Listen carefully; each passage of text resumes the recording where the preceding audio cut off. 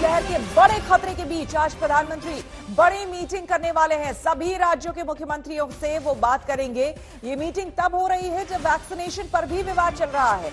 आपको बता दें कि स्वास्थ्य मंत्री हर्षवर्धन महाराष्ट्र जैसे राज्यों पर भड़क गए हैं कि वो वैक्सीनेशन को लेकर राजनीति कर रहे हैं। महाराष्ट्र ने कहा था कि केंद्र वैक्सीन देने की स्पीड बढ़ाए क्योंकि उनके पास सिर्फ 3 दिन का स्टॉक बचा है। महाराष्ट्र जैसे राज्य वैक्सीनेशन में एज लिमिट को भी खत्म करने की मांग कर रहे हैं। और इस बीच आज प्रधानमंत्री की मुख्यमंत्रियों के साथ बातचीत होने वाली है। काफी अहम रहेगी ये बातचीत।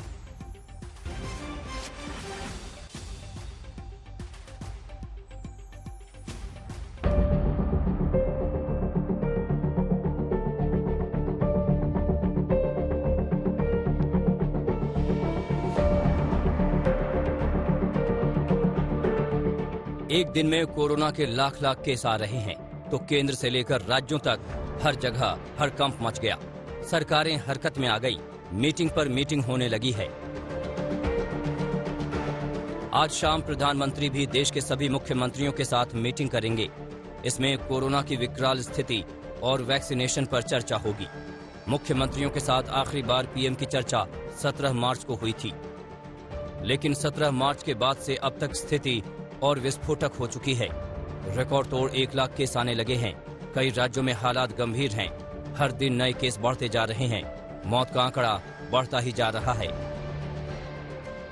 महाराष्ट्र में पिछले 24 घंटे में 59,907 नए मामले सामने आए और 322 लोगों की मौत हो गई है। दिल्ली में 5,500 से ज्यादा नए मामले सामने आए हैं। 20 लोगों की मौत हुई है।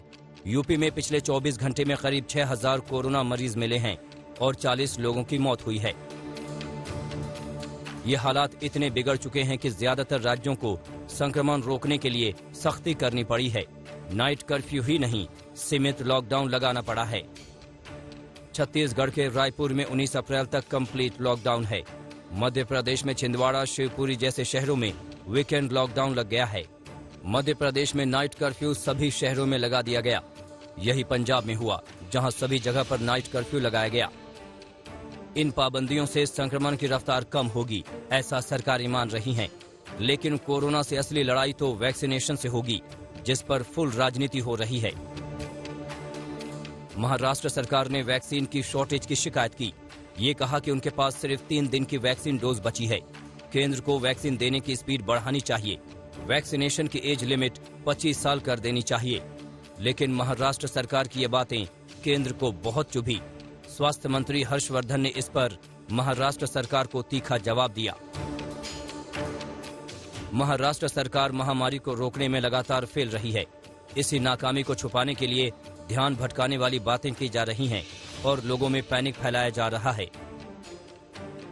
यानी वैक्सीनेशन पर राज्य अपनी शिकायतें गिना रहे हैं तो केंद्र सरकार ने राज्यों की कमियां गिना दी।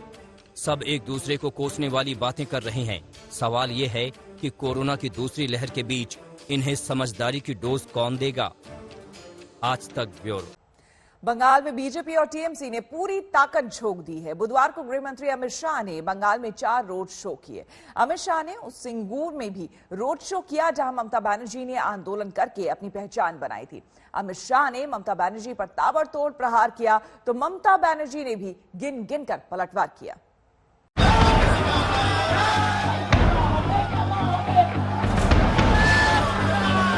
हम संवाद, सहकार और विकास के रास्ते पर जनता को ले जाए।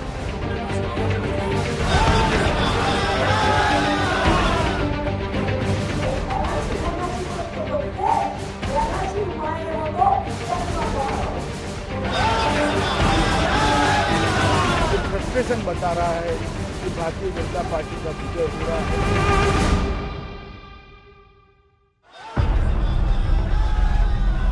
पहले से ज्यादा तीखे वार, पहले से ज्यादा कड़वाहट भरी तकरार, पहले से ज्यादा एक दूसरे पर प्रहार, पहले से ज्यादा भीषण चुनावी प्रचार। बंगाल के चुनाव में 3 चरण के बीतने के बाद अब सब कुछ पहले से ज्यादा है। जिस सिंगूर में टाटा के खिलाफ आंदोलन करके ममता ने अपने हक का आकाश रचा था, आज उसी आकाश के नीचे सड़कों पर गृह मंत्री अमित शाह का कारवां था। हजारों हजार की तादाद के बीच भावों से भरे हुए शाह थे। जुबान पर था जीत का दावा। हम 65 से 68 के बीच में सीट जीतेंगे। बंगाल की जनता जो मोदी जी को बंगाल का परिवर्तन का काम देना चाहती है, वो जरूर रविंद्रनाथ जी को जीता। ममता बनर्जी जब पीएम की बात करते हैं तो वो कहती हैं कि पीएम पर्सनल हो रहे हैं, अब शब्दों का इस्तेमाल करें। देखिए, आप 10 साल से शासन में हो और यहाँ पर जो करप्शन है, लॉ एंड ऑर्डर की डिटोरिएशन है, घुसपैठ है, इसके लिए आपको जिम्मेदार ठहराए, तो इसमें पर्सनल क्या है? You are responsible for that. और अगर आपको रिस्पॉन्सिबिलिटी नहीं लेनी है तो चुनाव नहीं लड़ना चाहिए। इधर अमित शाह अपनी जीत का दावा कर रहे थे, उधर ममता बनर्जी कूच बिहार में ऐलान कर रही थी कि किसी भी सूरत में बंगाल में जीत टीएमसी की ही होगी। তাহলে খেলা হবে, এমন করে খেলবেন, একটা করে ভোট দেবেন আর একটা করে বল এমন ভাবে মারবেন যেন মাঠের বাইরে বেরিয়ে যায়। একেবারে বিজেপিকে পরাস্ত করতে হবে। दोनों ओर से जीत के दावे तो किए ही जा रहे हैं, मगर दोनों ओर से एक दूसरे के प्रति कड़वाहट भी पहले से ज्यादा होती जा रही है। सिंगूर के बाद अमित शाह दोमजूर पहुंचे। यहाँ उन्होंने एक रिक्शा चालक के यहाँ खाना खाया। खाना खाने के बाद अमित शाह बाहर निकले तो ममता बनर्जी पर सीधा हमला बोला कि ममता बनर्जी फ्रस्ट्रेट हो गई हैं। तृणमूल की नेता ममता बनर्जी का फ्रस्ट्रेशन उनके भाषणों में, उनके वक्तव्यों में और उनके बिहेवियर में, तीनों दृष्टि से उजागर हो रहा है। ये फ्रस्ट्रेशन बता रहा है कि भारतीय जनता पार्टी का विजय हो रहा है। बंगाल की जनता जिस प्रकार से मोदी जी पर विश्वास कर हमारे सोनार बांग्ला के नारे को समर्थन दे रही है, मुझे पूरा भरोसा है कि बाकी के चरणों में भी इसी तरह से हम बढ़त बनाते हुए 200 के लक्ष्य को पार करेंगे। बीजेपी के इस हमले का ममता बनर्जी ने अपने अंदाज में जवाब दिया। ममता बनर्जी कहती हैं कि बीजेपी वालों की आदत है कि टीज करते हैं और भाग जाते हैं, जनता इन्हें वोट क्यों दे। ममता बनर्जी चुनाव आयोग से लेकर केंद्रीय सुरक्षा बलों को बराबर कोस रही हैं। वो आरोप लगा रही हैं कि केंद्रीय सुरक्षा बलों को लोगों को डराने के लिए इस्तेमाल किया जा रहा है। I respect the CRPF, which CRPF who are real Jawans, but I don't respect the BJP CRPF who are doing the nuisance, beating the women and killing the people and harassing the people. I don't support them. Mamata Banerjee lakh आरोप लगाएं, मगर अमित शाह इस बात से इत्तेफाक नहीं रखते, बल्कि वो कहते हैं कि पूरे बंगाल में परिवर्तन की लहर है। पूरे बंगाल में परिवर्तन की आवाज है, चाहे सिंगूर हो, उत्तर बंग हो, सुंदरवन हो, जंगल महल हो या कलकत्ता हो। पूरे बंगाल में लोग परिवर्तन चाहते हैं और सिंगूर में जो भीड़ किलोमीटरों तक आपको दिखाई पड़ती है, वो ही बताता है कि सिंगूर में अब परिवर्तन की एक मांग बुलंद बन चुकी है, जिसको ममता दीदी अब नहीं रोक सकती। और इस वक्त की बड़ी खबर आपको बता दें, प्रधानमंत्री नरेंद्र मोदी ने कोविड वैक्सीन का दूसरा डोज ले लिया है। आपको बता दें, इससे पहले भी उन्होंने जब पहला डोज लिया था, बाकायदा ट्वीट किया था, एम्स से तस्वीरें भी सामने आई थी और एक बार फिर अब जो दूसरा डोज है वो उन्होंने ले लिया है। एम्स में ही उन्होंने लिया है। बाकायदा उन्होंने 3 मिनट पहले ट्वीट किया है और फोटो भी शेयर किया है जिसमें वो दूसरा डोज ले रहे हैं। उन्होंने लिखा है कि got my second dose of the कोविड-19 वैक्सीनेशन एट एम्स टुडे। उन्होंने कहा है कि दूसरा डोज मैंने कोविड-19 वैक्सीनेशन का एम्स में ले लिया है। Vaccination is among the few ways we have to defeat the virus. उन्होंने साफ तौर पर अपने ट्वीट पर प्रधानमंत्री ने लिखा है कि वैक्सीनेशन जो है, कई में से कुछ ऐसे जिस तरह से आप कई तरीकों से आप कोविड-19 से बच सकते हैं, उनमें से एक तरीका है वैक्सीन भी। इसलिए जो लोग एलिजिबल हैं वो लोग वैक्सीन जल्द से जल्द ले ले। हिमांशु मिश्रा हमारे संवाददाता हमारे साथ जुड़ गए हैं। हिमांशु, दूसरा डोज भी प्रधानमंत्री ने ले लिया है, लेकिन साफ तौर पर अपने ट्वीट पर लिखा है कि कई रास्तों में से एक रास्ता ये भी है कोरोना से बचने का। देखिए, बिल्कुल प्रधानमंत्री नरेंद्र मोदी ने जब पहला डोज लिया था तब भी उन्होंने ये कहा था कि वैक्सीन लेना है और आपको सावधानी अभी भी बरतनी है। और आज दूसरा डोज लेने के बाद भी प्रधानमंत्री ये कह रहे हैं कि कोरोना से बचने का एक रास्ता ये भी है तो कहीं ना कहीं वो लोगों को ये प्रेरित कर रहे हैं कि वैक्सीनेशन जो है वो ज्यादा से ज्यादा ले, जब उनका नंबर आए तो जरूर ले। और आप देखिए कि लगातार जिस तरीके से वैक्सीनेशन का जो कार्यक्रम है वो बहुत तेजी से चल रहा है, उसकी संख्या लोगों की बढ़ रही है। लगभग 8 करोड़ से ज्यादा लोग जो हैं वो वैक्सीनेशन करा चुके हैं। और शायद ये कहा जा सकता है कि अप्रैल के एंड से जो है 30 से जो 45 साल के लोग हैं उनको भी जो है वो वैक्सीनेशन का जो है लिए टाइम मिलेगा। तो एक बड़ी चीज ये है कि आज प्रधानमंत्री जब सभी मुख्यमंत्रियों के साथ बैठक करेंगे तो सेकेंड डोज ले चुके होंगे। और ये कहा जा सकता है कि प्रधानमंत्री जिस तरीके से लोगों को प्रेरित कर रहे हैं कि अब वैक्सीनेशन ले, क्योंकि वैक्सीन से खुद भी बचा जा सकता है, लोगों को भी बचाया जा सकता है। बड़ी बात यह है कि पहले भी प्रधानमंत्री इस तरीके के जो है अपील लोगों से करते रहे हैं जब वैक्सीन नहीं आई थी भारत में। अब जब वैक्सीन आ गई है तो ये भी कह रहे हैं कि अभी भी लोगों को जो है सोशल डिस्टेंसिंग का पालन करना होगा, 2 गज की जो दूरी है उसका ध्यान रखना होगा, मास्क लगाना होगा, सैनिटाइजेशन करना होगा। लेकिन साथ ही साथ जिन लोगों को वैक्सीनेशन लगना है वो वैक्सीनेशन करा लें। बिल्कुल। और इस बीच तस्वीरें भी हम लगातार दिखा रहे हैं। एम्स से ये तस्वीर सामने आ रही है जहां पर प्रधानमंत्री नरेंद्र मोदी सेकेंड डोज ले रहे हैं अपने वैक्सीनेशन का। इससे पहले भी जब तस्वीर आई थी तो वो भी हमने आपको दिखाई थी। जब वैक्सीन ले रहे थे, सेकेंड डोज ले रहे थे हिमांशु, तो उस वक्त वहां पर कौन लोग मौजूद थे, इस बारे में कोई जानकारी? देखिए अभी तक कोई जानकारी नहीं आई है, लेकिन जब उन्होंने पहली वैक्सीन ली थी तो याद कीजिए जिस नर्स ने उन्हें वैक्सीन दी थी वो केरल की थी और डॉक्टर जो हैं वो तमिलनाडु के थे। तो इस तरीके से ये कहा जा सकता है कि वहां पर जो भी लोग होंगे, या तो वो जिन नर्स ने उन्हें पहला डोज दिया था उन्हीं नर्स ने उन्हें सेकंड डोज दिया। ये अब से कुछ देर में थोड़ी सी पिक्चर जो है श्वेता वो क्लियर हो जाएगी, लेकिन इतना जरूर है कि एम्स के डायरेक्टर भी वहां होंगे और बाकी स्टाफ भी रहा होगा जहां उन्होंने वैक्सीनेशन ली। बिल्कुल।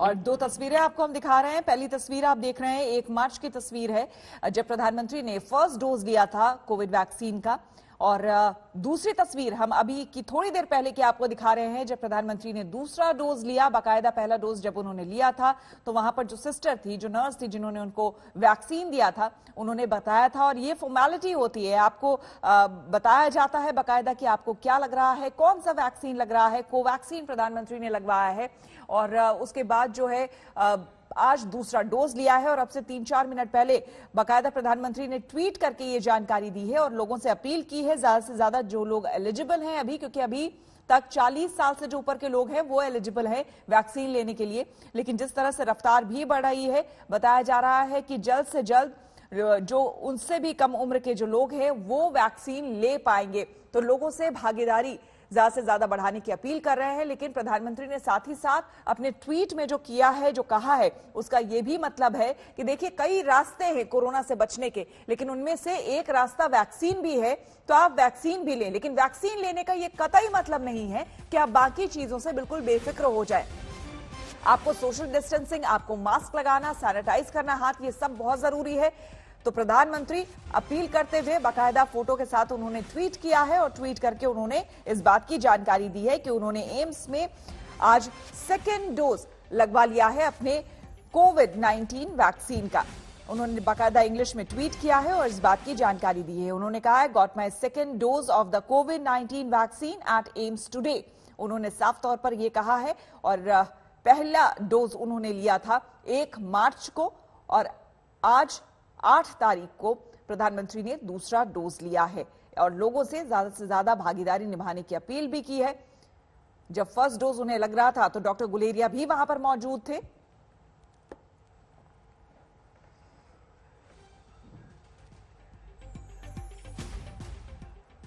बड़ी खबर इस वक्त की, प्रधानमंत्री नरेंद्र मोदी ने कोविड-19 का दूसरा डोज ले लिया है। अब से बस थोड़ी देर पहले एम्स में प्रधानमंत्री ने कोविड-19 का दूसरा डोज लिया है। इससे पहले 1 मार्च को प्रधानमंत्री ने कोविड-19 का पहला डोज लगवाया था और ये तस्वीरें अब से कुछ देर पहले खुद प्रधानमंत्री ने ट्वीट की है अपने ट्विटर हैंडल पर, और उन्होंने ट्वीट करके ये बात कही है कि उन्होंने कोविड-19 का दूसरा डोज लगवा लिया है। साथ ही प्रधानमंत्री ने यह भी कहा कि एम्स में उन्होंने लगवाया है ये डोज और वैक्सीनेशन जो है कई जो तरीके हैं कोविड-19 को हराने के, यानी कि कोरोना को डिफीट करने के, इस वायरस को हराने के, उनमें से एक उपाय, एक तरीका वैक्सीन भी है। तो अगर आप एलिजिबल हैं वैक्सीन लेने के तो अपना शॉट जो है वो जल्द से जल्द लें। उन्होंने लिखा है if you are eligible for the vaccine get your shot soon. Register करने के लिए उन्होंने कहा है cowin.gov.in पर यह ऐप है जिस पर आप रजिस्टर कर सकते हैं और आप वैक्सीन ले सकते हैं, क्योंकि हमेशा से कहा गया है कि बचाव सबसे पहले जरूरी है। सतर्कता और बचाव जो है वही आपको बचा सकता है। और ऐसे में प्रधानमंत्री लोगों को प्रेरित करते हुए, इससे पहले भी जब उन्होंने अपना पहला डोज लिया था उस वक्त की भी तस्वीरें आपको हम दिखा रहे हैं। डॉक्टर गुलेरिया जो कि निदेशक है वहां के, वो भी उस वक्त वहां पर मौजूद थे। हालांकि आज वहां पर कौन कौन मौजूद था इस बारे में जानकारी नहीं मिल पाई है। हिमांशु हमारे संवाददाता हमारे साथ जुड़ गए हैं। हिमांशु, आपके पास क्या कुछ जानकारी, क्या पता चल पाया कि जब प्रधानमंत्री अपना दूसरा डोज ले रहे थे तो वहां पर कौन मौजूद था? क्या डॉक्टर गुलेरिया आज भी मौजूद थे? देखिए, बिल्कुल, जब भी प्रधानमंत्री कोई भी बड़ा कह सकते हैं कि वीवीआईपी आता है तो डॉक्टर गुलेरिया वहां मौजूद रहते हैं। और प्रधानमंत्री जब वैक्सीनेशन लें तो ये निश्चित तौर पर वहां पर जो है डॉक्टर गुलेरिया रहेंगे, उनका जितना स्टाफ है वो रहेगा, प्रधानमंत्री कार्यालय के कुछ अधिकारी रहते हैं। तो ये एक कह सकते हैं प्रक्रिया है और ये थोड़ी देर में जरूर पता चल जाएगा कि कितने लोग थे और डॉक्टर गुलेरिया के साथ कौन कौन और डॉक्टर थे वहां पर जब प्रधानमंत्री नरेंद्र मोदी वैक्सीनेशन ले रहे थे। बड़ी बात यह है कि देखिए, आप प्रधानमंत्री नरेंद्र मोदी खुद भी वैक्सीन ले रहे हैं, दूसरों को भी संदेश दे रहे हैं कि आप वैक्सीन लीजिए और कोरोना से बचने का एक रास्ता ये भी है। लेकिन उन्होंने, याद कीजिए, जब पहला डोज लिया था उन्होंने कहा था कि वैक्सीन सभी को लगाना चाहिए और अपने नंबर का इंतजार करना चाहिए। आप याद कीजिए, जब पहला फेज शुरू हुआ था वैक्सीनेशन का, उसमें फ्रंट लाइनर्स, डॉक्टर्स और बाकी लोगों को लगाया गया था। 3 करोड़ लोगों को जो है वैक्सीनेशन का कार्यक्रम हुआ। उसके बाद 60 साल से ज्यादा की उम्र के लोगों को वैक्सीनेशन का कार्यक्रम जब शुरू हुआ था तो प्रधानमंत्री ने सुबह सुबह जाके एम्स में जो है वो वैक्सीन का डोज लिया था और उसके बाद उन्होंने संदेश दिया था। और ये हमेशा वो कहते रहे हैं कि जब तक दवाई नहीं तब तक ढिलाई नहीं, 2 गज की दूरी बहुत जरूरी है। तो ये एक तरीके से कहा जा सकता है कि कोरोना से बचने के कई उपाय हैं, लेकिन अगर आपका नंबर वैक्सीन के लिए आता है तो आपको वैक्सीन जरूर लेना चाहिए, क्योंकि वैक्सीन लेने से आप अपने आप को भी सुरक्षित रखेंगे, दूसरे व्यक्ति को भी सुरक्षित रखेंगे। श्वेता, तो ये एक कहा जा सकता है जिस तरीके से कोरोना के केसेस जो है इस नई वेव में बढ़ रहे हैं, उसको लेकर वैक्सीनेशन का कार्यक्रम भी चले और जिन लोगों ने डोज नहीं ली है वो सोशल डिस्टेंसिंग के साथ साथ जो है कोरोना के जो नियम है सैनिटाइज करते रहिए, हाथों को धोते रहिए। लोगों, हिमांशु आपसे बात करेंगे और इस बीच जो और जानकारी आ रही है बता दें कि जो 2 नर्सेज वहां पर मौजूद थी उसमें से एक नर्स पुडुचेरी की है और दूसरी पंजाब की है, ये बताया जा रहा है, जिन्होंने प्रधानमंत्री को आज वैक्सीन दिया था। तो पिछली बार जब उन्होंने फर्स्ट डोज लिया था उस समय भी जिन नर्सेज ने उन्हें वैक्सीन दिया था उसको लेकर भी काफी चर्चा हुई थी। और इस बार पुडुचेरी की नर्स पी निवेदा और पंजाब की नर्स निशा इस वक्त आज उन्होंने वैक्सीन लगाया। और जब फर्स्ट डोज उन्हें लगा था तब भी सिस्टर निवेदिता जो थी वो नर्स वो मौजूद थी, उन्होंने ही वैक्सीन लगाया था प्रधानमंत्री को। और आज भी उन्होंने ही, पी निवेदिता जो नर्स है पुडुचेरी की, उन्होंने ही वैक्सीन लगाया है प्रधानमंत्री को। तो 2 तस्वीरें आपको हम दिखा रहे हैं। और जो तस्वीरें हम देख पा रहे हैं हिमांशु, जो पहला डोज जब प्रधानमंत्री ने लगाया था उस वक्त भी उन्होंने जो गमछा ओढ़ रखा था, ले रखा था, तो उन्होंने वो असम का वो गमछा उसे कहते हैं। और आज भी जो है वो असम का ही वो नजर आ रहा है, जो जिस तरह की उसमें कढ़ाई है, जिस तरह का उसमें काम किया हुआ है। देखिए श्वेता, बिल्कुल, प्रधानमंत्री जब भी इस तरीके के कार्यक्रम में होते हैं तो वो इस तरीके के जरूर ड्रेस पहनते हैं। और जब उन्होंने पिछली बार जब वैक्सीन लिया था, वैक्सीन का डोज लिया था, तब बहुत से लोगों ने उस पर राजनीति टिप्पणियां कर दी थी कि कौन सी नर्स है, वो पुडुचेरी की है, एक केरल से है। तो ये जरूर है, अगर हम देखा जाए तो जितनी नर्सेज हैं भारत में, उनमें बहुत ज्यादा संख्या केरल की और तमिलनाडु की नर्सेज की है। तो उसको लेकर सवाल उठाए गए थे, गमछे को लेकर सवाल उठाया गया था कि ये चुनाव है और इसीलिए गमछा पहना गया है। तो आज उन्होंने इसका जवाब भी दे दिया। असली गमछा आज भी है जब चुनाव वहां खत्म हो गए हैं, और पुडुचेरी की जो नविदेता नर्स है वो अभी भी है, क्योंकि चुनाव पुडुचेरी में भी खत्म हो गया है। पंजाब की निशा शर्मा जो नर्स है वो है। तो ये जरूर है कि जिनकी ड्यूटी है वो अपनी ड्यूटी निभा रहे हैं, लेकिन इसका चुनाव से कोई लेना देना नहीं है। इसको लेकर राजनीति नहीं होनी चाहिए। वैक्सीन को लेकर ये एक तरीके से कहा जा सकता है कि लोगों को प्रेरित किया जाना चाहिए, इसको लेकर सवाल नहीं खड़े किए जाने चाहिए कि ज्यादा से ज्यादा लोग जो है वैक्सीन। बिल्कुल, बहुत बहुत शुक्रिया आपका हिमांशु तमाम जानकारी के लिए। एक और बड़ी खबर आपको बता दें, कोरोना की दूसरी लहर के बड़े खतरे के बीच आज प्रधानमंत्री नरेंद्र मोदी बड़ी मीटिंग करने वाले हैं। सभी राज्यों के मुख्यमंत्रियों से वो बात करेंगे। ये मीटिंग तब हो रही है जब वैक्सीनेशन पर भी विवाद चल रहा है। आपको बता दें कि स्वास्थ्य मंत्री डॉक्टर हर्षवर्धन महाराष्ट्र जैसे राज्यों पर भड़क गए हैं कि वो वैक्सीनेशन को लेकर राजनीति कर रहे हैं। महाराष्ट्र ने, आपको बता दें कि कल ही महाराष्ट्र के स्वास्थ्य मंत्री ने ये बात कही थी कि उनके पास महज अब 3 दिन का वैक्सीन ही रह गया है। इसको लेकर भी उन्होंने कहा था कि केंद्र सरकार को स्पीड बढ़ाना चाहिए, क्योंकि सिर्फ 3 दिन का स्टॉक बचा है। महाराष्ट्र जैसे राज्य वैक्सीनेशन में एज लिमिट को भी खत्म करने की मांग कर रहे हैं। और देश के कई शहर लॉकडाउन की तरफ बढ़ चुके हैं। दिल्ली में तो अकेले गाड़ी में बैठकर जा रहे हैं तो भी मास्क लगाना जरूरी हो गया है, वरना आपका चालान कटना तय है। सवाल यह है कि देश कहीं पहले जैसे हालात की तरफ तो नहीं बढ़ा।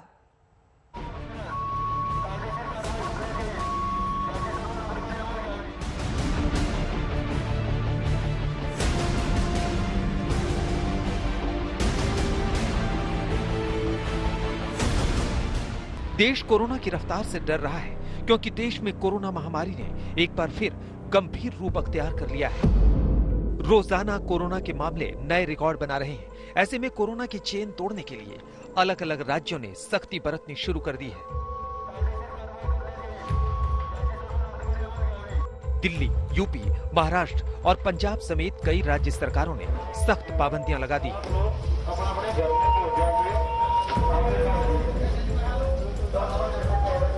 दिल्ली में नाइट कर्फ्यू 30 अप्रैल तक रात 10 बजे से सुबह 5 बजे तक। महाराष्ट्र में नाइट कर्फ्यू शनिवार और रविवार को रात 8 बजे से सुबह 7 बजे तक।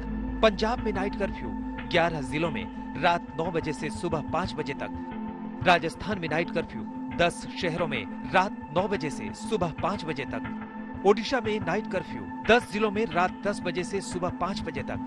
गुजरात में नाइट कर्फ्यू 20 शहरों में रात 8 बजे से सुबह 6 बजे तक। छत्तीसगढ़ में नाइट कर्फ्यू, रायपुर और दुर्ग 2 शहरों में लॉकडाउन। मध्य प्रदेश में नाइट कर्फ्यू, रविवार को लॉकडाउन रात 9 बजे से सुबह 6 बजे तक। झारखंड में नाइट कर्फ्यू 30 अप्रैल तक रात 8 बजे से सुबह 6 बजे तक। अभी तो नाइट कर्फ्यू लगाया गया है, लेकिन डर ये भी है कि जिस तरह से कोरोना की दूसरी लहर तांडव मचा रही है, कहीं फिर से संपूर्ण लॉकडाउन की नौबत न आ जाए। सबसे पहले बात दिल्ली की करते हैं। दिल्ली में 6 अप्रैल से नाइट कर्फ्यू लागू हो चुका है और 30 अप्रैल तक ये कर्फ्यू लगाया गया है। दिल्ली में अब रात 10 बजे से सुबह 5 बजे तक बेवजह घर से निकलने पर मनाही होगी। ऑटो, टैक्सी आदि सार्वजनिक वाहनों को नाइट कर्फ्यू से छूट मिलेगी। नाइट कर्फ्यू का उल्लंघन करने वालों को जुर्माना भरना होगा। मेट्रो भी रात 10 बजे के बाद बंद कर दी गई है। घर पे रहिए, दूसरों की जिंदगियों को किसी भी तरह की रिस्क पे मत रखिए, खतरे में मत रखिए। इस संदेश के साथ बैरिकेडिंग आपको दिल्ली में रात 10 बजे से एक बार फिर नजर आ गई है। दिल्ली पुलिस के जो जवान हैं वो अब अलग अलग बैरिकेड्स पर हर ट्रैफिक को नियंत्रित करते हुए और ये देखते हुए कि कहीं बिना जरूरत के लोग तो अपने घरों से कहीं नहीं निकल रहे हैं, ये देखने के लिए, यानी सिर्फ एसेंशियल सर्विसेज को इजाजत है। उसके अलावा रात 10 बजे से लेकर सुबह 5 बजे तक और किसी को इजाजत नहीं है। देश की राजधानी दिल्ली में 6 अप्रैल को कोरोना के रिकॉर्ड तोड़ केस आए। 6 अप्रैल को दिल्ली में 5000 नए केस आए और कोरोना से 17 लोगों की मौत हुई। यहाँ अब तक 6,79,000 लोग इस महामारी की चपेट में आ चुके हैं।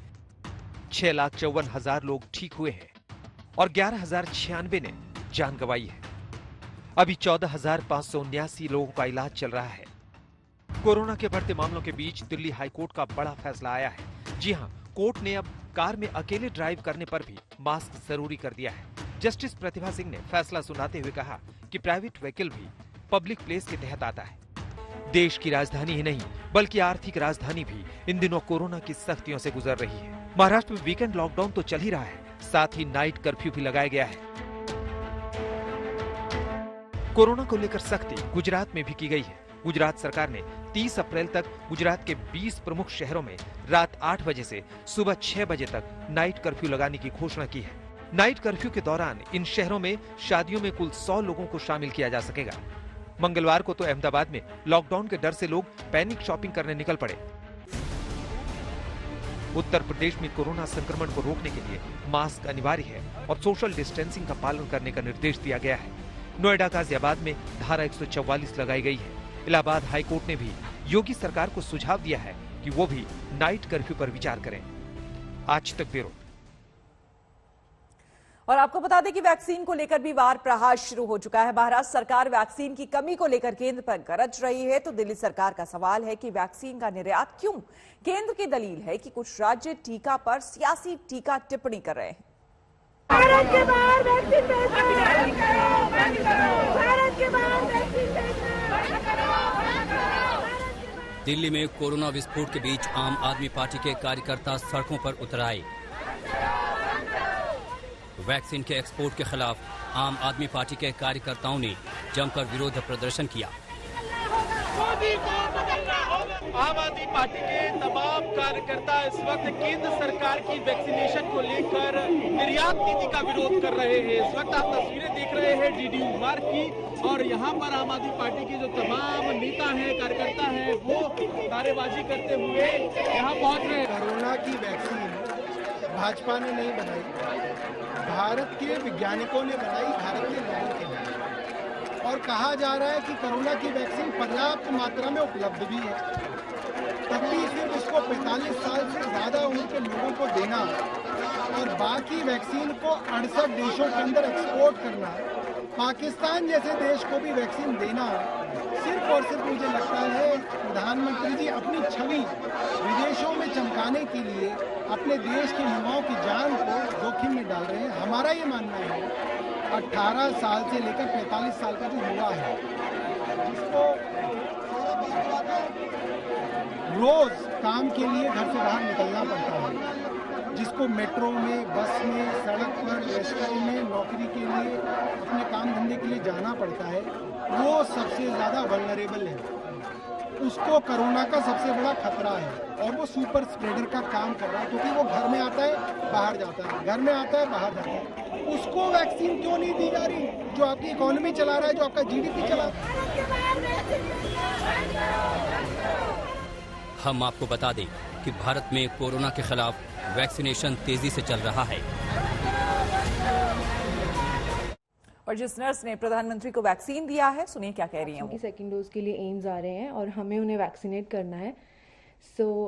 हमने उनको वैक्सीन की सेकेंड डोज दी और हमें बहुत अच्छा लगा उनसे मिलके, और फिर उनसे थोड़ी सी बातचीत भी हुई। उन्होंने पूछा कि हम कहाँ से हैं और फिर एक फोटोग्राफ ली, and it was really very memorable moment for me कि उनसे मिलने का मौका मिला और उन्हें वैक्सीनेट करने का मौका मिला इस पैंडेमिक सिचुएशन में। So thank you. नमस्ते, my name is Niveda. I am the vaccinator who gave the Prime Minister the first dose of Covaxin. Presently, I am working in the Hospital Infection Control Committee. आज I had another opportunity to meet sir to vaccinate him for the second time. I assisted Sister Nisha. Basically, I am from Pondicherry, as already told. I was elated again. I got a second opportunity to meet sir. अच्छा लगा, sir से फिर से बातचीत हुई, एक photo भी लिए थे हमने.